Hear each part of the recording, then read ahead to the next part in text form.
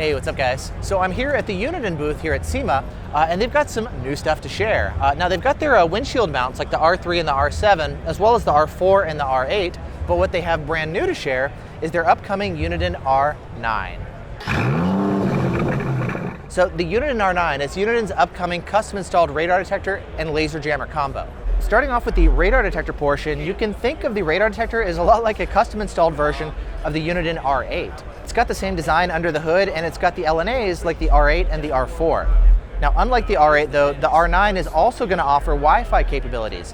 Now, the exact features are still TBD, it's still in development, but it's going to offer both Bluetooth and Wi-Fi. You'll also notice that the R9 is going to be compatible with Uniden's upcoming laser jammers.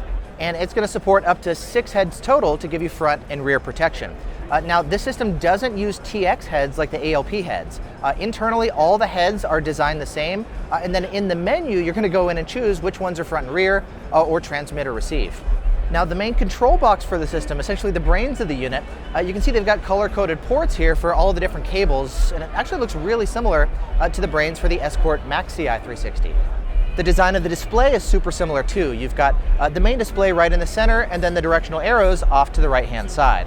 Then to control the whole system, you've got a wired control pad, which is actually the same one that's going to be compatible with the Uniden R4 and Uniden R8.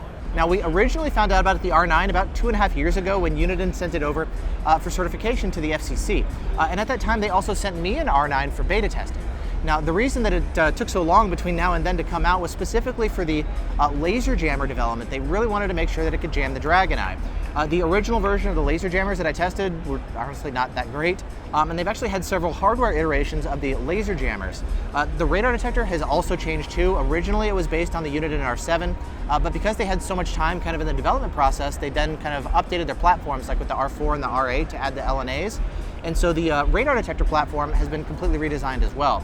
Everything as far as the CPU has changed, they've added Wi-Fi to it.